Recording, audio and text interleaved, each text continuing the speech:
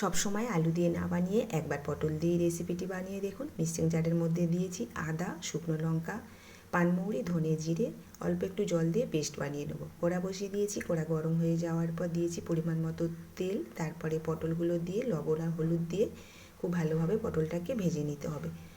এবার ওই কড়াই দিয়ে দিচ্ছি আরও কিছুটা তেল, গোটা জিরে, হিং। ভাজা হয়ে যাওয়ার পর বেটে রাখা টমেটো দিয়ে দিয়েছি, তারপরে লবণ আর হলুদ দিয়ে টমেটোটা খুব ভালোভাবে কষিয়ে নেব। এবারে দিচ্ছি 1 চামচের মতো কাশ্মীরি লাল মির্চ পাউডার, বেটে রাখা মশলা, আবার অল্প একটু জল দিয়ে মশলাটা 2-3 মিনিট ভালো করে কষিয়ে নিতে হবে। এবারে দিয়ে দিচ্ছি কাজু বাদাম বাটা, তারপরে দিচ্ছি ফেটানো টক দই দিয়ে আবারও একটু কষিয়ে নেওয়ার পর দিয়ে দেবো কসৌরি মেথি।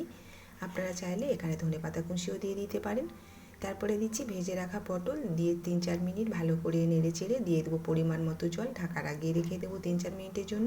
ঢাকা খুলে থেতো করা গরম মশলা দিয়ে ভালো করে মিশিয়ে নামিয়ে নিতে।